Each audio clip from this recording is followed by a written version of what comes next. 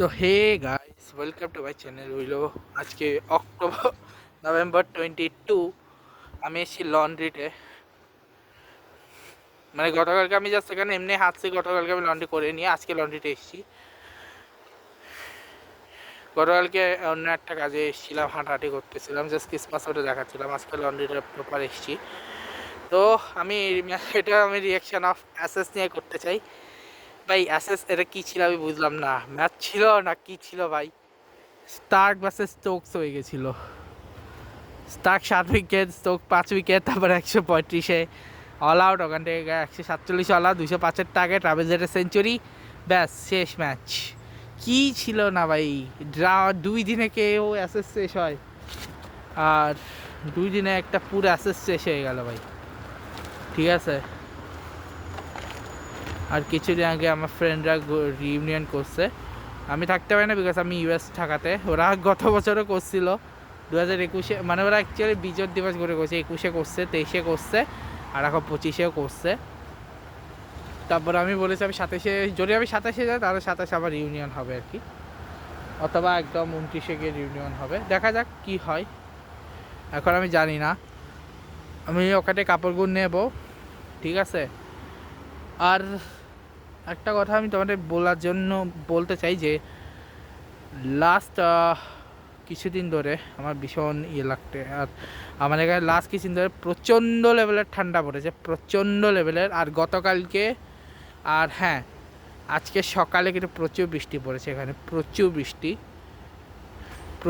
পড়েছে এখানে। সকাল প্রায় 10টা 10:30 পর্যন্ত বৃষ্টি আর বৃষ্টি, 10:30টার পরে একটু বৃষ্টি আর থেমেছে। তারপরে আমি বেরোইছি, ততক্ষণ আমি কী করতাম, যেহেতু বৃষ্টি পড়ছিল আমি যেতেও পারতাম না, গাড়িও নাই যে আমি ফুট করে চলে যাবো, তাই আমি পরে নিয়েছিলাম। পরে তারপরে আমি জিমে গেছিলাম।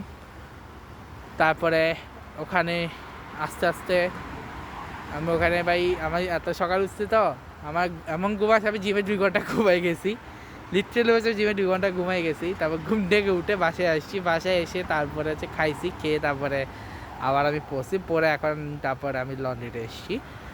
ফার্স্ট রাউন্ড একবার এসেছিলাম, এসে বাসায় গিয়ে কিছুক্ষণ পড়ছি, তারপর আবার সেকেন্ড রাউন্ড এসেছিলাম, এসে তারপরে বাসায় গিয়ে স্নান টান করছি। আমি ওইসব করতে পারিনি বিকজ পড়ার কারণে আমি করতে পারিনি, করে পূজা দিয়ে তারপরে এখন আবার আসলাম থার্ড রাউন্ড হিসাবে।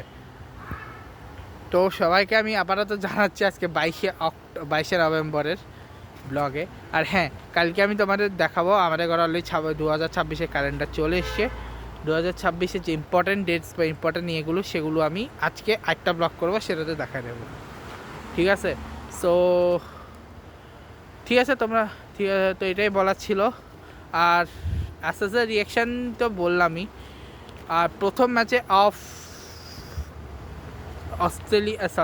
সাউথ আফ্রিকা ইন্ডিয়া যদি বলি, সেখানে ম্যাচ সেখানে ঘুরছে যেখানে যে জাসপ্রীত বুমরা ইয়েকে বওনা বলছে, বাবুমাকে। বাবুমা বদলা নিছে, বদলা না ভাই, ইন্ডিয়াকে পুরো 93-তে অল আউট করে টেস্ট চ্যাম্পিয়নশিপ, ওরা কেন টেস্ট চ্যাম্পিয়নশিপের চ্যাম্পিয়ন সেটা প্রুফ করে দিছে।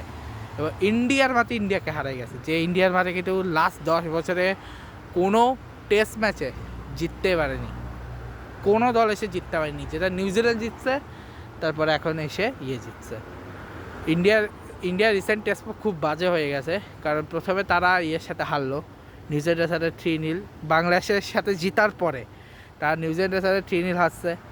তারপরে তারা অস্ট্রেলিয়াতে বর্ডার গাভাস্কার ট্রফি হারাই ফেলছে, এবং বর্ডার গাভাস্কার ট্রফি হারানোর পরে তারা বাদ পড়ে গেছে, এবং যেখানে অস্ট্রেলিয়া ও সাউথ আফ্রিকা ফাইনাল খেলছে। এরপরে গিয়ে ইন্ডিয়া এবছরটা শুরুই করছে দারুণভাবে, এবছরটা শুরু করছে খুবই, এবছর তার টেস্ট চ্যাম্পিয়নটা শুরু করছে কিন্তু ইংল্যান্ডের সাথে, যেখানে 2-2 ড্র করছে। একটা টেস্ট ম্যাচ হচ্ছে না হলে হয়তো 3-2 হতে পারতো, তেন্ডুলকার অ্যান্ডারসন ট্রফি যেটা, সেখানে।